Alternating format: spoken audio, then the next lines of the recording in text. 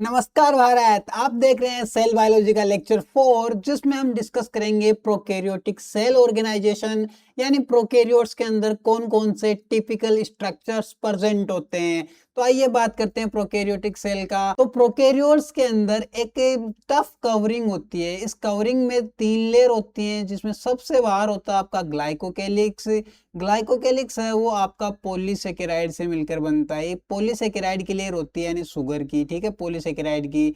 Polysaccharide layer के अंदर, इस लेयर के अंदर यहाँ होता है आपका सेल वॉल। इनका सेल वॉल है वो बनता है आपका पेप्टिडोग्लाइकेन से, ठीक है, पेप्टिडोग्लाइकेन से बनता है। और पेप्टिडोग्लाइकेन के सेल वॉल के अंदर ये पतला सा होता है आपका सेल मेम्ब्रेन। सेल मेम्ब्रेन है वो यूकेरियोटिक सेल के सिमिलर ही होता है भैया। और ये तीनों लेयर कौन कौन, पेप्टिडोग्लाइकेन लेयर यानी ग्लाइकोकेलिक्स, सेल वॉल और सेल मेम्ब्रेन, ये तीनों मिलकर बनाती हैं एक टफ कवरिंग, जिसको हम बोलते हैं सेल एनवलप। भाई एनवलप का मतलब क्या होता है, लिफाफा। तो इस लिफाफे के अंदर एक्चुअली प्रोकैरियोटिक सेल प्रेजेंट होता है, ठीक है। और प्रोकैरियोटिक सेल मेम्ब्रेन है, ये जो सेल मेम्ब्रेन है ये यूं इन्वेजिनेशंस ले लेती है, फोल्ड ले लेती है, यानी साइटोप्लाज्म के अंदर यूं प्रोजेक्शंस ले लेती है। इन प्रोजेक्शंस को हम बोलते हैं क्रोमेटोफोर। भैया यहाँ क्रोमो का मतलब होता है पिगमेंट और फोर का मतलब होता है होल्ड करने वाला, यानी ऐसा स्ट्रक्चर जिसने पिगमेंट्स को होल्ड कर रखा है। तो भैया एक बात बताए, इसके अंदर अगर फोटोसिंथेटिक पिगमेंट्स प्रेजेंट है तो ये क्या करेगा, ये फोटोसिंथेसिस करेगा बाबू, फोटोसिंथेसिस करेगा। इसके अलावा सेल मेम्ब्रेन कुछ और भी प्रोजेक्शंस लेती है आपके साइटोप्लाज्म के अंदर। इन छोटे छोटे प्रोजेक्शंस को हम बोलते हैं मेजोसोम्स।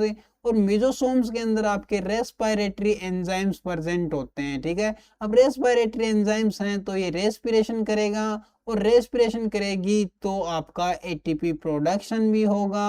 और इसके अलावा मेजोसोम्स हैं वो सेल का सेल वॉल फॉर्मेशन करने में, सेल का डीएनए रेप्लिकेशन और डीएनए को डिस्ट्रीब्यूट करने में भी हेल्प करता है। और ये मेम्ब्रेन का सरफेस एरिया इंक्रीज कर देता है एंजाइमेटिक रिएक्शंस के लिए। एक्चुअली ये क्या करता है, देखो मान लो ये बैक्टीरिया है, ये बैक्टीरिया का डीएनए है, ठीक है। तो यूं मेजोसोम्स की ग्रोथ होगी और इसका डीएनए है वो 2 इक्वल पार्ट में यूं डिवाइड हो जाएगा डिवीजन के टाइम पे। तो इस तरह ये डीएनए डिस्ट्रीब्यूशन करता है कि नहीं करता है। इसके अलावा बैक्टीरिया के अंदर राइबोसोम्स होते हैं। ये राइबोसोम है वो 70S टाइप के होते हैं। तो बैक्टीरिया का याद रखना 70S टाइप का राइबोसोम होता है। और राइबोसोम क्या काम करेगा, प्रोटीन सिंथेसिस करेगा। राइबो का मतलब ही क्या होता है, प्रोटीन, और सोम का मतलब बॉडी, यानी ये ऐसे बॉडीज हैं जो प्रोटीन सिंथेसिस करते हैं। और बैक्टीरिया का जो जीनोमिक डीएनए होता है, यानी बैक्टीरियल सेल का जो डीएनए होता है वो आपका इसके साइटोप्लाज्म में यूं स्केटर्ड रहता है बिना किसी कवरिंग के। इस डीएनए को हम बोलते हैं न्यूक्लियोइड डीएनए या जीनोमिक डीएनए बोलते हैं, या इसको हम जीनोफोर भी बोलते हैं, या इसको हम जीनोफोर भी बोलते हैं। आ गया बात समझ में। जीनो का मतलब होता है जीन और फोर का मतलब होल्ड करने वाला। ये चीजें याद हो गई तो आगे बात करते हैं प्लाज्मिड की। एक्चुअली न्यूक्लियर डीएनए के अलावा ये जो बैक्टीरिया का मेन जीनोमिक डीएनए है ना, इस डीएनए के अलावा बैक्टीरियल सेल में कुछ extra nuclear, extra chromosomal DNA होता है। इस डीएनए को अपन बोलते हैं प्लाज्मिड डीएनए। ये बैक्टीरिया को कुछ स्पेसिफिक कैरेक्टर्स जैसे एंटीबायोटिक रेजिस्टेंस प्रोवाइड करवाएगा। आप बैक्टीरिया पे चाहे कितने ही एंटीबायोटिक्स डालते रहिएगा, लेकिन बैक्टीरिया को गंठा फर्क नहीं पड़ेगा, क्योंकि प्लाज्मिड डीएनए है वो स्पेशल प्रोटीन्स बना देगा, और वो प्रोटीन्स उस एंटीबायोटिक के इफेक्ट को खत्म कर देंगे, उसको न्यूट्रल कर देंगे। इसके अलावा बैक्टीरिया की जो सेल सरफेस है, ये सरफेस होती है, यहाँ से कुछ यूं आउटग्रोथ्स होते हैं। इन आउटग्रोथ को हम बोलते हैं सरफेस अपेंडेज, ठीक है, सरफेस अपेंडेज। इनमें आपके 3 स्ट्रक्चर्स आते हैं। पहला आता है फ्लैजिला। फ्लैजिला लॉन्ग होता है और ये मूवमेंट और लोकोमोशन में हेल्प करता है। लोकोमोशन का मतलब लोकेशन चेंज करना, मूवमेंट का मतलब यूं ही हिलना डुलना, तो मूवमेंट और लोकोमोशन में हेल्प करता है। दूसरा होता है पिल्ली। पिल्ली है ये स्पेशल प्रोटीन पिलिन से बनता है, ठीक है, पिलिन प्रोटीन से मिलकर बनती है। और ये लॉन्ग और ट्यूबुलर होते हैं, ये कॉन्जुगेशन में हेल्प करते हैं, ठीक है, कॉन्जुगेशन में।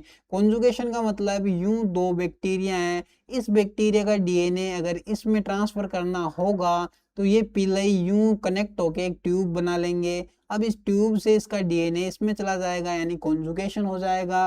और फिम्ब्री है, मेरे सर के नीचे चला गया। ये जो फिम्ब्री है, फिम्ब्री बैक्टीरिया की सरफेस से बिल्कुल ब्रिस्टल के जैसे प्रोजेक्शंस होते हैं। ये बैक्टीरियल सेल को किसी होस्ट से या किसी सरफेस से या किसी रॉक से अटैच होने में हेल्प करती है। एनसीईआरटी ने बोला कि ओशियंस में जो रॉक्स होते हैं, चट्टानें होती हैं, उनसे फिम्ब्री बैक्टीरिया को अटैच करने का काम करती है। बस इतना ही था आपका प्रोकैरियोटिक सेल एनवेलप पे। अब इसके दो चार स्ट्रक्चर से रिलेटेड टॉपिक हैं, जैसे आपका जो टाइपिकल बैक्टीरियल सेल होता है यानी टाइपिकल प्रोकैरियोटिक सेल होता है, वो हम मानते हैं एक बैक्टीरियल सेल को। टाइपिकल का मतलब वो ये है कि एक ऐसा सेल जिस पे हमने जो स्टडीज किए हैं वो सारे प्रोकैरियोट्स पे एप्लीकेबल हों, ठीक है। और प्रोकैरियोटिक सेल्स हैं जनरली आपका बैक्टीरिया, साइनोबैक्टीरिया, माइकोप्लाज्मा और पीपीएलओ, ये रिप्रेजेंट करते हैं। यानी ये चारों क्या होते हैं, आपके प्रोकैरियोट्स होते हैं। बीजीए का मतलब है blue green algae. Actually cyanobacteria का पुराना नाम था बीजीए।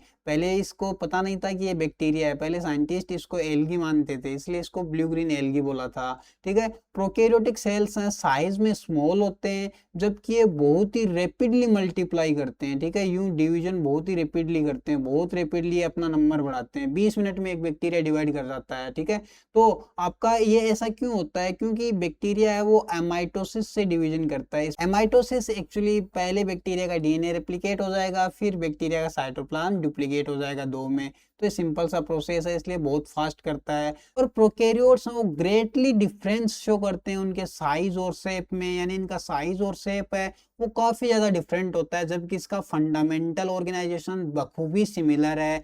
बैक्टीरिया के हमें 4 शेप्स दे रखे हैं एनसीईआरटी ने। पहला है कोकस। कोकस का मतलब कोकस, ओ आ रहा है ना, तो ओ शेप के, यूं राउंड शेप के बैक्टीरिया होंगे, उन्हें कोकस बोलेंगे। प्लूरल होगा तो कोकाई बोलेंगे, ठीक है। और एग्जाम्पल याद रखना, स्ट्रेप्टोकोकस, ये न्यूमोनिया करता है ह्यूमंस के अंदर, ठीक है, न्यूमोनिया करता है, ठीक है। और जब बैक्टीरिया रोड शेप का होता है, यूं डंडे के जैसा होता है, तो उसको अपन बोलते हैं बेसिलस। प्लूरल होगा तो बोलेंगे बेसिलाई। एग्जाम्पल है इसका इकोलाई, ठीक है। और बेसिलस या रोड शेप के बैक्टीरिया, इनमें स्पोर फॉर्मेशन बहुत कॉमन होता है, ये स्पोर फॉर्म करने वाले बैक्टीरिया होते हैं। और अगला है आपका स्पाइरिलम, यानी कि बैक्टीरिया यूं स्पाइरल शेप के होंगे तो उन्हें स्पाइरिलम बोलेंगे। एग्जाम्पल याद रखेंगे स्पाइरोचीटा।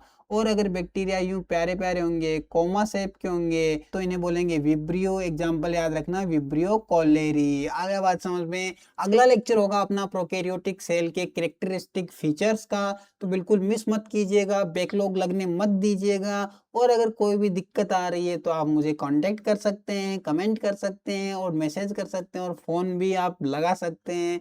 कोई दिक्कत वाली बात नहीं है। आप, आपका प्रॉब्लम मेरा प्रॉब्लम और मेरा प्रॉब्लम है इस दुनिया में एग्जिस्ट कर नहीं सकता है, तो बेझिझक आप कॉल कर सकते हैं। जय श्री राम, मिलते हैं अपने नेक्स्ट एपिसोड में।